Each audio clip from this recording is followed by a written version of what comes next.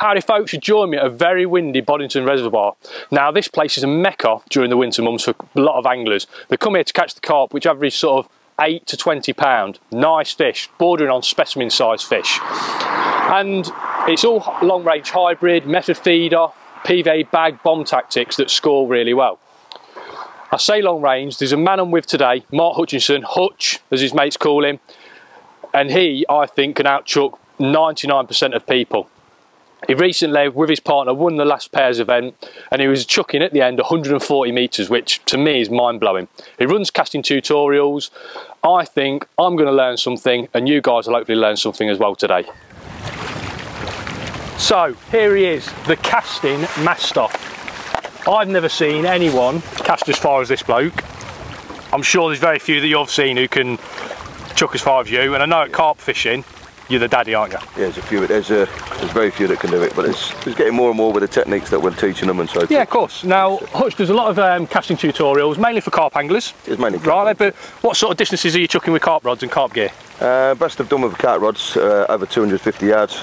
250 yards. I mean, that's like massive, isn't it? Massive, yeah. And that's measured across field as well, so we know it's 100. That's not clips. Unreal, unreal. And obviously you've done tournament stuff in the past, yes, have you? And yeah. So if there's one man that we need to talk to when it comes to casting, it's this fella here. Now, last week you fished Boddington. That's right, yeah. And you think the reason you did well is because you were just out casting everybody? I believe so, yeah. It's, okay. Yeah, there's got a lot of good anglers around me, and it's it was going a long way, people talking about it. So yeah, well, that's why we're here today, because people were talking about it. Now, first of all, let's talk about the kit. Yep. You're using 13 foot, 14 foot rods. What rods are you using? I mean, obviously we do different variations. We do 12, 13, 14. Where possible, I'd rather use the 14. Yeah. And we're talking high S, aren't we? Talking high S. I use the Free Spirit rods for chucking a long way. Free Spirit highest distance feeder rods. And I know that you've helped develop them and design them, so you're bound to use them. And they've added yards onto my casting, along with a bit of technique from Hutch, but they've added yards onto my casting. And the good thing about them is they're through action rod, so although they're powerful for chucking, when you hook a fish they do actually bend. And also I like the hollow tips for chucking a long way. I just don't get any. We don't get no frap ups through the tip bounce. It really eliminates that. It makes it flow through. There's a playing action better, which is what you've touched on and said.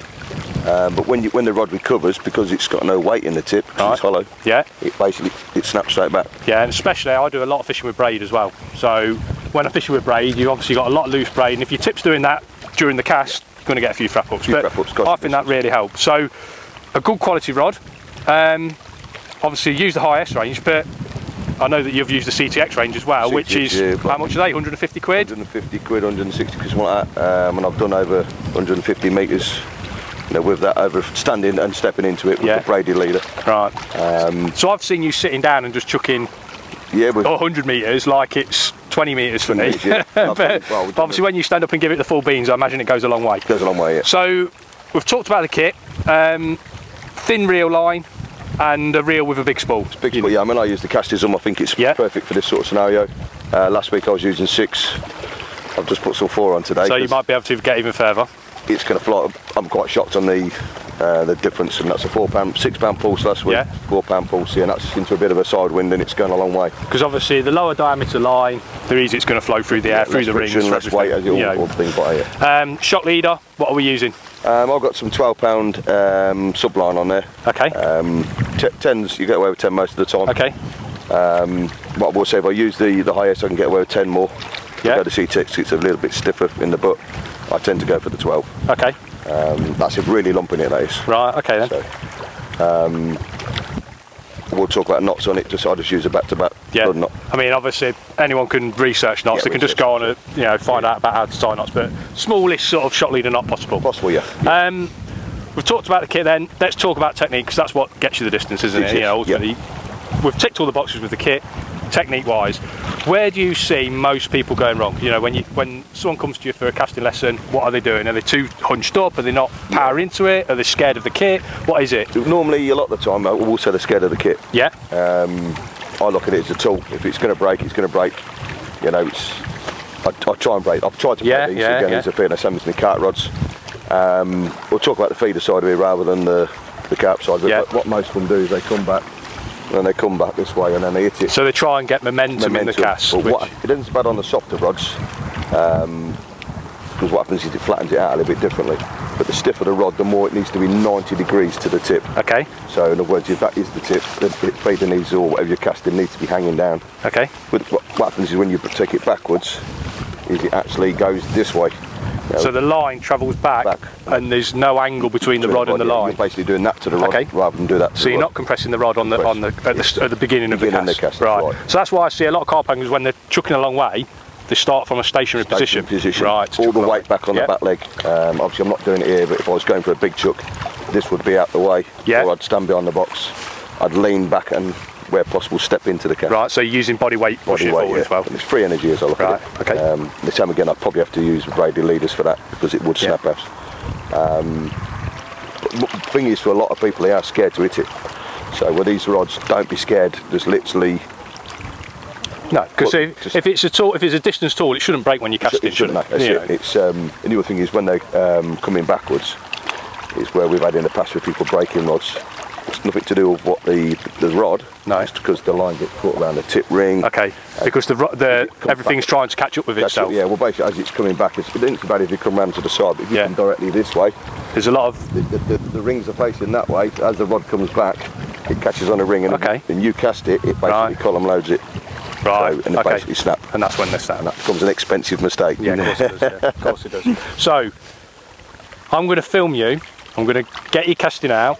I want to look at all the different things that you do, because pulling the rod in fast, and then obviously hopefully people can see just the differences between their casting and your casting, and hopefully they can add a few extra yards. You've already caught a few fish. We know that the tactics, hybrid feeder, it catches loads of fish. We know all those tactics. It's the distance we're really interested in.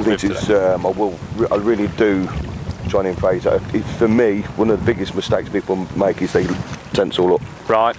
I mean, I've seen you cast, you're limp. Because I'm just relaxed. I don't move much anyway. That's the way it should be. Right, okay. When I go back to boxing and stuff like that, a bit of that. A boxer that's tense can't do much. If you look at all your big heavy hitters, they're loose, they're relaxed. And then when it comes in, it's the explosive power comes in. Okay. And so nice and relaxed. And on my casting, I love the big boys that are 8 foot tall, sort of, you know. I mean, but they're all, they can't really do it because they're T-Rexed up a little bit. The size one should go a long way. Okay. But unfortunately, they're using the muscles already gone. Right.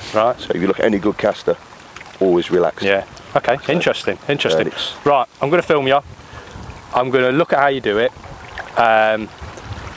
Interestingly, if you want to get in touch with Mark about any of his casting tuitions, obviously carp anglers, it's massive benefit, but to feeder anglers now, long range feeder fishing is huge. Might be a big benefit for you to give Mark a shout. Facebook's Mark Hutchinson, Facebook, and just send you a message, see if you want to do. I've got Mark Hutchinson, Carp Angler, Mark Hutchinson Facebook, either one. Okay. Right. And I can help them out from there. Superb. Let's see you chucking out. Right, let's have a look at it.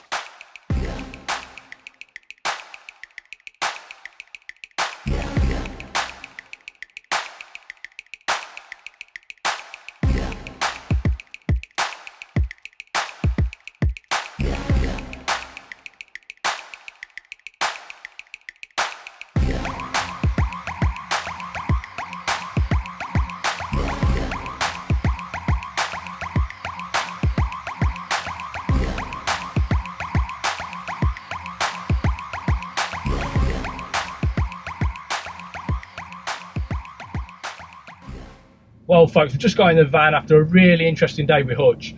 He's taught me and hopefully you guys how to add maybe 10, 20, 30 metres, maybe even more to your casting. And I think during the winter months, well, to be fair, all year round, that is a really valuable tool. We all know that the further you can chuck, quite often the more fish you catch. So really interesting. Now, if you've enjoyed the video, please subscribe to the channel. There's loads of videos available and I'll be uploading more often now.